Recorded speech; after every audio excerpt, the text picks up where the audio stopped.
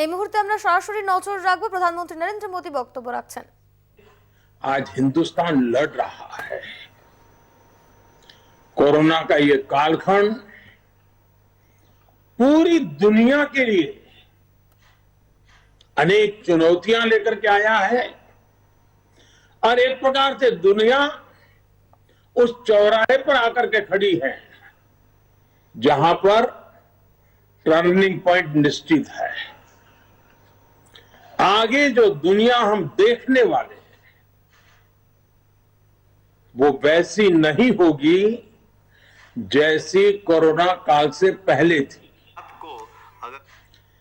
जैसे द्वितीय विश्व युद्ध के बाद, सेकंड वर्ल्ड वॉर के बाद पूरी दुनिया में बहुत बदलाव आए, पूरा वर्ल्ड ऑर्डर बदल गया, वैसे ही कोरोना के बाद दुनिया में बहुत सारे बदलाव की संभावना है। एक नए वर्ल्ड ऑर्डर की संभावना है और इसके प्रारंभिक संकेत नजर भी आने लगे हैं। हम सब ने इस बात को मार्क किया होगा, अनेक कोने से सुना होगा, बहुत सी चीजें पढ़ी होगी और आप भी दुनिया में कहीं जाते होंगे, मिलते होंगे तो आप भी अनुभव करते होंगे। आज भारत की तरफ देखने के विश्व के नजरिए में बहुत बड़ा बदलाव आ रहा है। भारत जैसे विशाल देश को, लोकतांत्रिक देश को और इतने बड़े समाज में इतनी बड़ी विविधताओं को संभालते हुए चल रहे देश को अब दुनिया के लोग भारत को अधिक मजबूत रूप में देखना चाहते हैं और इसलिए पूरा विश्व भारत के लिए नए सिरे से जब देख रहा है तो हमारे लिए भी आवश्यक है कि हम हमारे देश को तेज गति से आगे बढ़ाएं, अनेक विविध क्षेत्रों में बदलाव लाएं, मजबूती लाएं। ये समय नए अवसरों का, नए संकल्पों की सिद्धि का समय है।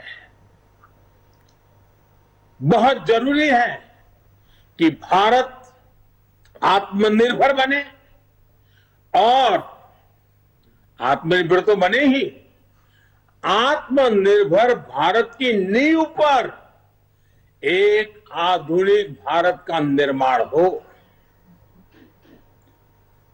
कल जैसा मैंने पहले कहा, निर्मला जी ने जो बजट पेश किया है,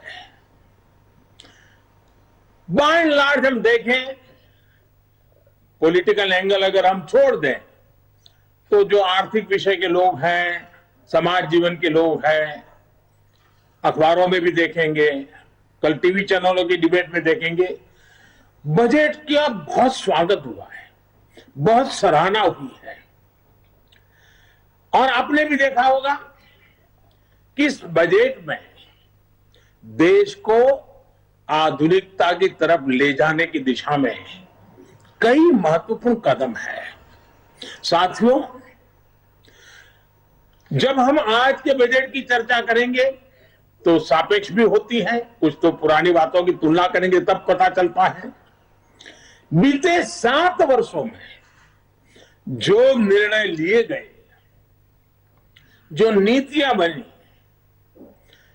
पहले की जिन नीतियों में गलतियों को सुधारा गया, उस वजह से आज भारत की अर्थव्यवस्था का निरंतर विस्तार हो रहा है।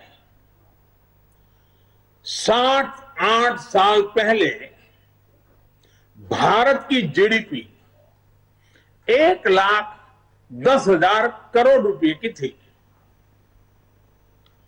आज भारत की अर्थव्यवस्था 2,30,000 करोड़ के आसपास की है।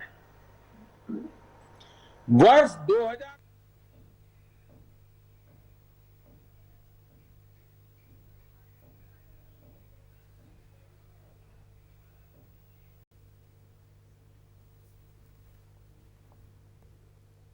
हमारी सरकार मूलभूत सुविधाओं के सैचुरेशन पर काम कर रही है, और ये बात मैंने लाल किले पर से भी कही थी। अब मैं एक छोटा उदाहरण देता हूं, जैसे जल जीवन मिशन। अब हम हमेशा सुनते आए हैं, गांव में, घर में, समाज में, सरकार में, राजनेताओं में, सब में क्या सुनते हैं? हर कोई कहता है जल ही जीवन है। सुनना तो बहुत अच्छा लगता है, लेकिन यह भी सच्चाई है, पानी की दिक्कत, पानी की कमी, गरीब के जीवन की, महिलाओं के जीवन की सबसे बड़ी चुनौतियों में से एक है, और आजादी के 75 साल के बाद भी है। किसान को भी, छोटे किसान को खासकर, पानी के बिना बहुत दिक्कतें हैं। हमारी सरकार के प्रयासों से आज देश में करीब करीब 9 करोड़ ग्रामीण घरों में नल से जल पहुंचने लगा है, और इसमें से करीब करीब 5 करोड़ से ज्यादा पानी के कनेक्शन जल जीवन मिशन के तहत पिछले 2 वर्ष में दिए गए हैं। अब बजट में घोषणा की गई है कि इस साल करीब 4 करोड़ ग्रामीण घरों को पाइप से पानी का कनेक्शन दिया जाएगा। और जब ग्रामीण घर की बात आती है तो उसमें अधिकतम समाज किसानी से जुड़ा हुआ होता है, खेत के काम से जुड़ा हुआ होता है। उसका समय बचेगा, माताओं बहनों का समय बचेगा, वो कृषि के समय में अपना योगदान दे पाएगी। इस पर पानी पहुंचाने के लिए, घरों में पानी, मेरी माताओं बहनों को कष्ट से मुक्ति दिलाने के लिए पहले करीब 40,000 करोड़ से ज्यादा खर्च किया था, अभी 60,000 करोड़ रुपए से ज्यादा खर्च किए जाएंगे। तभी हमारे देश में हमारी माताओं बहनों को, गांव को पानी के लिए 1 लाख करोड़ रुपया खर्च करके आगे बढ़ना ये छोटे निर्णय नहीं है। देश के अलग अलग हिस्सों में नदियों को लिंक करने के अनेक प्रस्ताव इस बजट में हैं। विशेष रूप से केन बेतवा को लिंक करने के लिए जो हजारों करोड़ रुपए का प्रावधान किया गया है, उससे यूपी और एमपी के जो बुंदेलखंड क्षेत्र है, हम रानी की झांसी का गर्व करते हैं ना, मैं उस बुंदेलखंड की बात कर रहा हूं। जिस खाजूराहो की चर्चा करते हैं, मैं उस बुंदेलखंड की बात करता हूं। वहां की तस्वीर बदलने वाले, पानी के अभाव में वहां के किसान के नौजवान बेटे रोजी रोटी के लिए कभी गुजरात, कभी महाराष्ट्र, केरल, तमिलनाडु तक जाना पड़ता है। ये केन बेतवा योजना किसान के जीवन में, खेती में तो बदलाव लाएगी लाएगी, किसान के जीवन में बदलाव लाएगी। और इस योजना पर लगभग 44,000 करोड़ रुपए खर्च होंगे। मेरे किसान भाइयों बहनों के खेत में पानी पहुंचाने के लिए ये आधुनिक युग का एक भगीरथ काम है। अब बुंदेलखंड के खेतों में और हरियाली आएगी। जवान बेटों को शहर में झुग्गी झोपड़ी में रहकर के मजदूरी में जिंदगी गुजारनी पड़ती है, वो खुले आसमान के नीचे अपने माँ बाप के साथ रह करके एक नई जिंदगी का प्रकरण लिखना शुरू कर सकते हैं। घरों में पर्याप्त पानी आए, खेत में पानी आए। साथियों, गरीब का बहुत बड़ा सपना उसका अपना घर भी होता है। इस साल के बजट में गरीबों के लिए 80 लाख पक्के घर बनाने की बात कही गई है और इस पर 48,000 करोड़ रुपए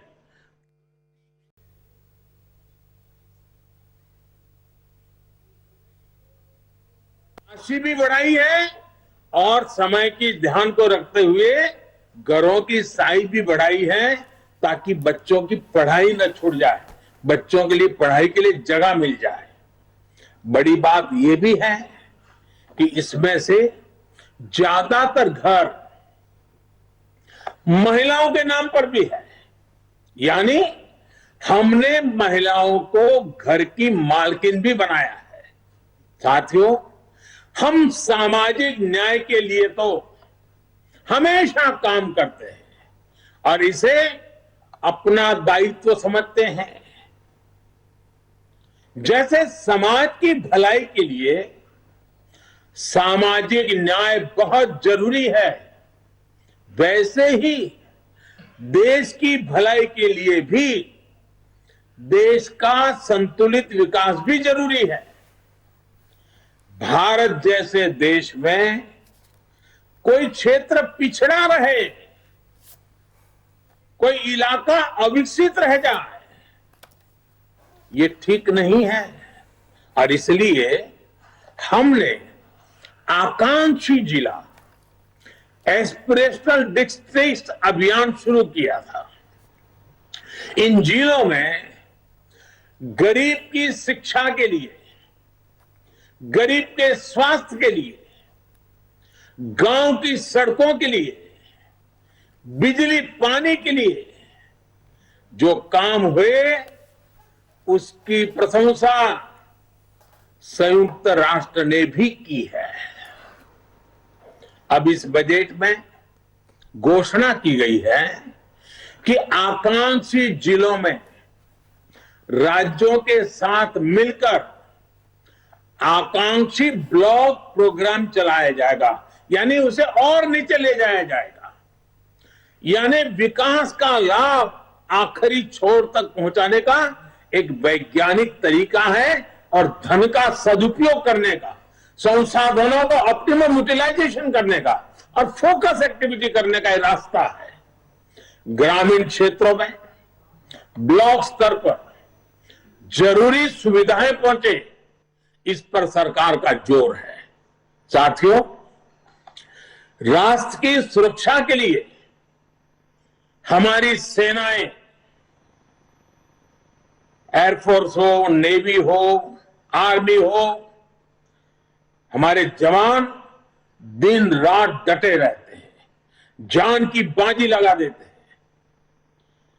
लेकिन यह भी सच्चाई है कि हमारे सेना के जवान जो सीमा पर तैनात है, हमारे सुरक्षा बल के जवान जो सीमा पर तैनात है, उनको वो सीमावर्ती जो गांव है ना, वो भी एक प्रकार से किले का काम करते हैं और उन सीमावर्ती गांवों का देशभक्ति का जज्बा भी अद्भुत होता है। अभावों के बीच, संकटों के बीच, मुसीबतों के बीच सीमा पर रहने वाले छोटे गांव के लोग दिन रात देश की रक्षा के लिए सजग रहते हैं। अब समय आ गया है कि हमें हमारी राष्ट्र रक्षा की जो नीतियां है उसमें सीमावर्ती गांवों के नागरिकों की शक्ति को पहचानना होगा, उनके अहम रोल को जानना होगा और इसलिए हमने ध्यान आकर्षित किया है कि सीमावर्ती जो हमारे आखिरी गांव है हिंदुस्तान के कोने कोने में, उन गांवों को विकास की यात्रा में पीछे नहीं रहने देना है। इस वजह से हम वर्षों से सीमावर्ती गांवों से पलायन होते भी देख रहे हैं। किसी भी देश की रक्षा के लिए यह पहलू ठीक नहीं है। इस बात को समझते हुए सीमा पर मौजूद गांवों के विकास के बारे में नए सिरे से सोचा गया है। एक होलिस्टिक अप्रोच के साथ हम आगे बढ़ना चाहते हैं। ऐसे गांवों में हर प्रकार की सुविधा हो, बिजली हो, पानी हो, सड़क का इंतजाम हो। इसके लिए बजट में विशेष वाइब्रेंट विलेज प्रोग्राम का ऐलान किया गया है। हमारे अनेकों सीमावर्ती गांव टूरिस्ट स्पॉट बन सकते हैं। वहां हम अच्छे प्रकार से होम स्टे का एक पूरा नेटवर्क खड़ा कर सकते हैं, जो हमारे लोगों को रोजी रोटी मिले। प्रकृति प्रेमियों के लिए भी ये हमारे सीमावर्ती क्षेत्र हैं, वो आकर्षण का केंद्र बन सकते हैं। और मैंने तो गुजरात में कच्छ में रणोत्सव करके देखा है कि अगर उन आखिरी गांवों को हम वाइब्रेंट बना दें तो सुरक्षा की दृष्टि से भी बहुत लाभ होता है। अब हमारा उत्तराखंड देखिए, उसकी सीमा ऊपर के गांव, हमारा लेह लद्दाख देखिए, हमारा अरुणाचल देखिए। ये वाइब्रेंट विलेज प्रोग्राम इन सभी गांवों को बहुत मदद करेगा। इसके साथ साथ होलिस्टिक अप्रोच होने के कारण एनसीसी का भी एक नया विचार हुआ है। एनसीसी के लिए खर्च होता है, बड़े शहरों में एनसीसी होती भी है।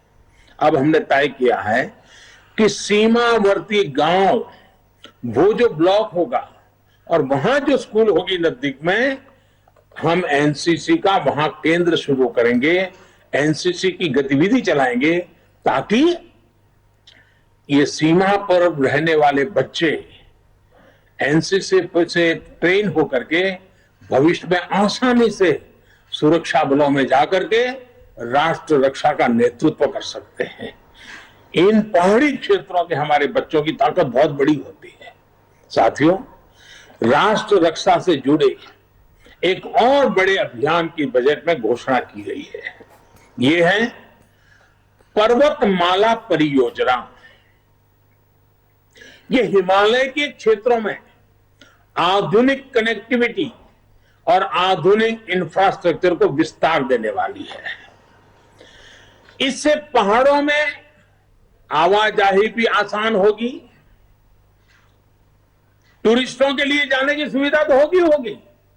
वहां अगर तीर्थ क्षेत्र है तो वहां जाने वाले तीर्थयात्रियों को सुविधा होगी, लेकिन साथ साथ हमारी सेना को तो लगातार उन क्षेत्रों में जाना होता है, उनके लिए भी बहुत सुविधाजनक होगा।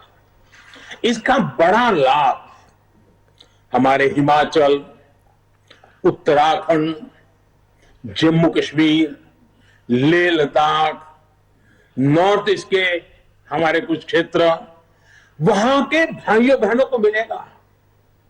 हमारे पहाड़ों के लोग बहुत प्रतिभावान होते हैं, बहुत परिश्रमी होते हैं।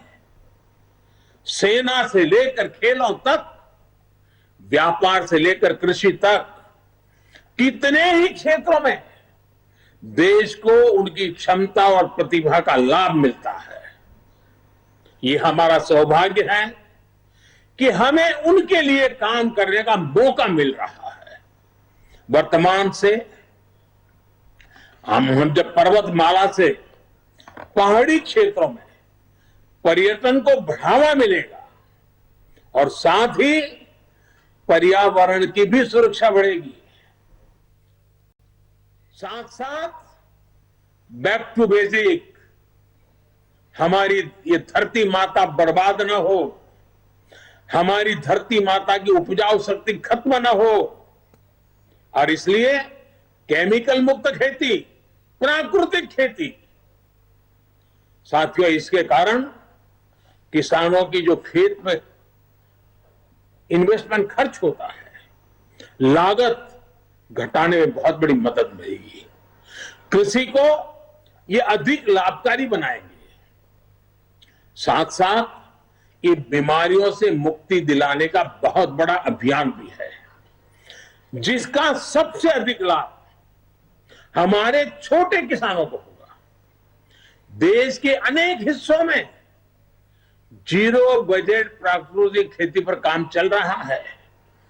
छोटा किसान, और हमें ये देखना होगा, जब हम किसान की बात करते हैं तब हमारी प्राथमिकता छोटा किसान ही रहनी चाहिए। 80-85% हमारे छोटे किसान हैं। अगर एक बार हमारा छोटा किसान मजबूत बनता है, ताकतवर बनता है, देश की ग्रामीण जीवन बदल जाता है। और इसलिए हमने इस पर बहुत ध्यान केंद्रित किया है। हमने देखा है देश में कौन सी बातें हम सुनते आए हैं। गरीबी हटाने की बातें तो हुई, लेकिन होता क्या था, और वो गलत होता था, मैं नहीं कहता। कहीं इंडस्ट्रियल कॉरिडोर बनते थे, कहीं इकोनॉमिक कॉरिडोर बनते हैं। हमने भी आकर देश में 2 डिफेंस कॉरिडोर बनाए हैं। लेकिन अब हम देश में पहली बार एक और कॉरिडोर बना रहे हैं, जो इस बजट में घोषणा की गई है। प्राकृतिक खेती का कॉरिडोर, नेचुरल फार्मिंग का कॉरिडोर बनाने की दिशा में बढ़ रहे हैं। नेचुरल फार्मिंग का कॉरिडोर लगभग 2500 किलोमीटर लंबा होगा, करीब 10 किलोमीटर चौड़ा होगा, और पहले चरण में उत्तराखंड, उत्तर प्रदेश, बिहार, झारखंड और पश्चिम बंगाल में मां गंगा के किनारे 5-5 किलोमीटर चौड़ा, दोनों तरफ 5-5 किलोमीटर नेचुरल फार्मिंग का एक कॉरिडोर तैयार किया जाएगा। पूरी इकोसिस्टम बनेगी, उसकी प्रोडक्ट की वैश्विक वैल्यू बढ़ने वाली है। खेती के जीवन को बदलाव लाने का ये एपिक सेंटर बन जाएगा। ये कॉरिडोर पूरे हिंदुस्तान के किसानों के लिए प्रेरणा का कारण बनने वाला है। और इन सारे कारणों से जो हमारा गंगा स्वच्छता अभियान चल रहा है, उसमें एक बड़ी मदद मिलेगी। क्योंकि खेत में जो केमिकल उपयोग होता है, जब बारिश आती है तो केमिकल का काफी हिस्सा बहकर के पानी में जाता है, नदी में जाता है। 5-5 किलोमीटर प्राकृतिक खेती जब होगी, केमिकल फ्री खेती होगी, ऑर्गेनिक उत्पाद होंगे, तो वो जो केमिकल का प्रवाह गंगा जी में आता था वो भी बंद होगा, मां गंगा भी शुद्ध होगी। एक प्रकार से मां गंगा जी का बजट का कुछ हिस्सा भी किसानों के काम आएगा। और ऑर्गेनिक उत्पाद की आज बाजार में कीमत बहुत बड़ी है, दुनिया में मांग है, और भारत विश्व के कृषि बाजार में बड़ी ताकत के साथ जाने का रास्ता ऑर्गेनिक खेती है। साथियों, सरकार द्वारा मोटे अनाज, मिलेट्स को प्रोत्साहन दिया जा रहा है और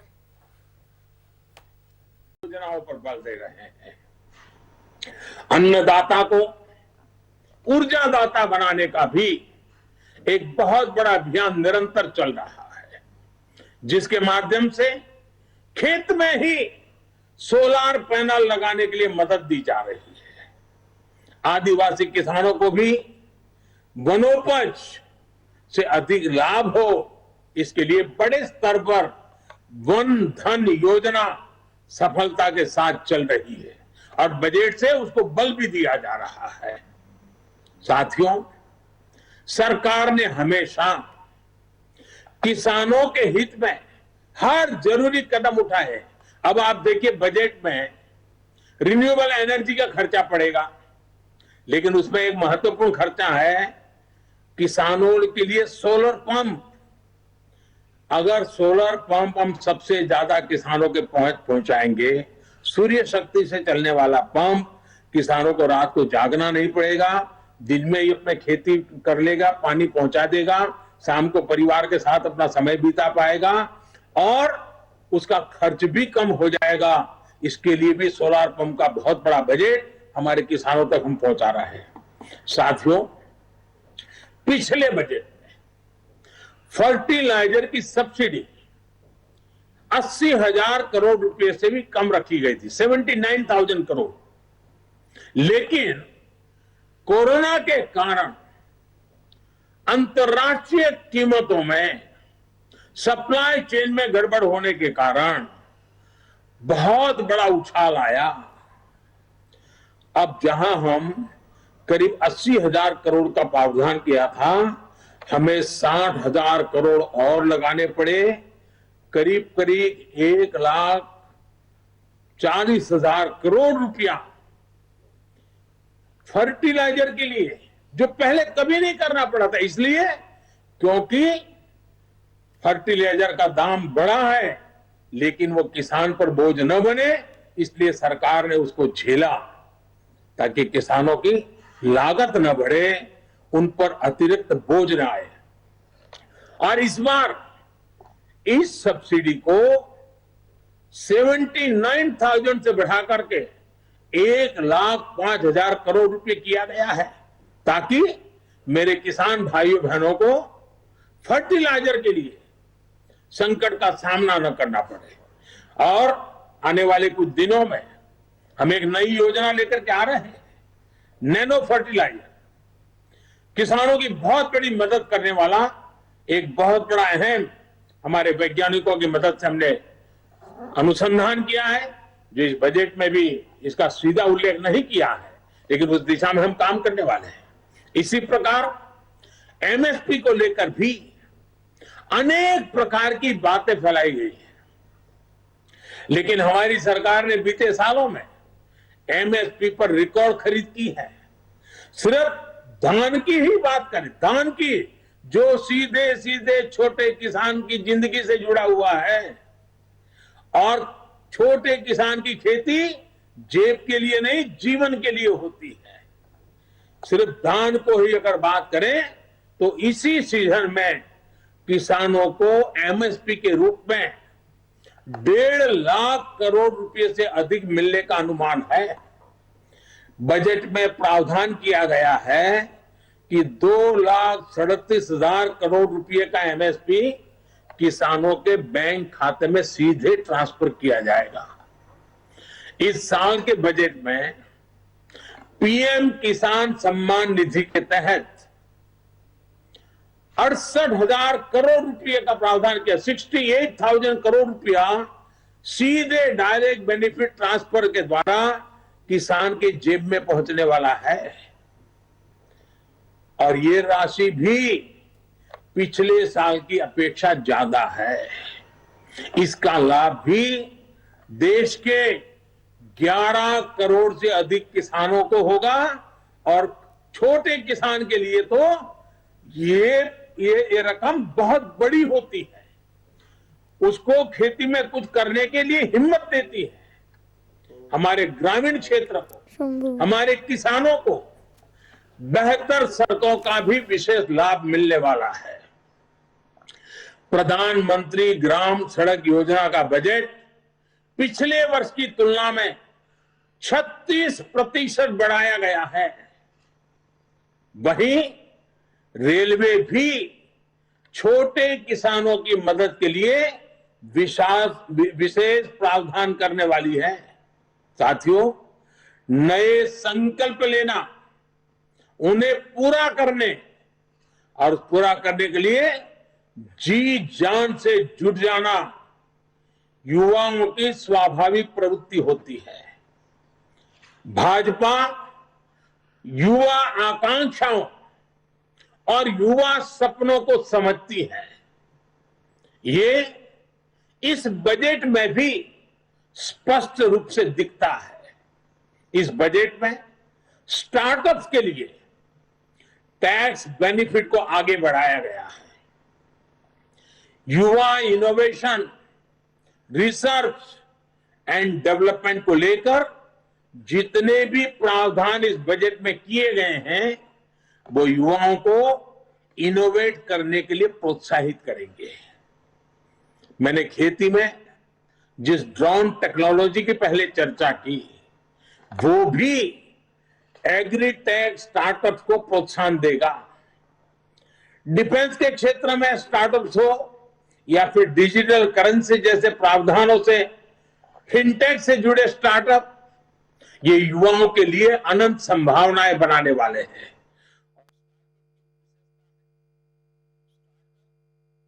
आया गया है। स्पोर्ट्स का बजट पिछले 7 सालों में 3 गुना से भी ज्यादा बढ़ा है। इसका भी लाभ हमारे युवा साथियों को होगा। साथियों, आपने पोस्ट ऑफिस से जुड़ी अहम घोषणा की बजट भाषण में सुनी होगी। अब पोस्ट ऑफिस के खातों में भी बैंकों की तरह ही mobile banking, internet banking, ATM और ऑनलाइन फंड ट्रांसफर की सुविधा मिल पाएगी। अभी देश में 1.5 लाख से अधिक पोस्ट ऑफिस हैं, जिसमें से अधिकतर गांवों में है। पोस्ट ऑफिस में जिनके सुकन्या समृद्धि अकाउंट और पीपीएफ अकाउंट है, उनको भी अब अपनी किस्त जमा करने पोस्ट ऑफिस जाने की जरूरत नहीं है। अब वो सीधे अपने बैंक अकाउंट से ऑनलाइन ट्रांसफर कर पाएंगे। इससे गांवों में रहने वाले किसानों, मजदूरों, वरिष्ठ नागरिकों, महिलाओं को विशेष रूप से बहुत सुविधा होगी। और हम जानते हैं, हमने एक पूरे देश का किसानों के लिए डिजिटल मार्केट प्लेटफॉर्म खड़ा किया है, ई-नाम। अब ई-नाम योजना के तहत जो किसान कारोबार करता है, उसको भी अपनी फसल बेचने के सारा कारोबार पोस्ट ऑफिस में ही बैंकिंग व्यवस्था होने के कारण बहुत आसानी से मेरा किसान अपना कारोबार कर लेगा। साथियों, आज सस्ता और तेज इंटरनेट भारत की पहचान बन चुका है।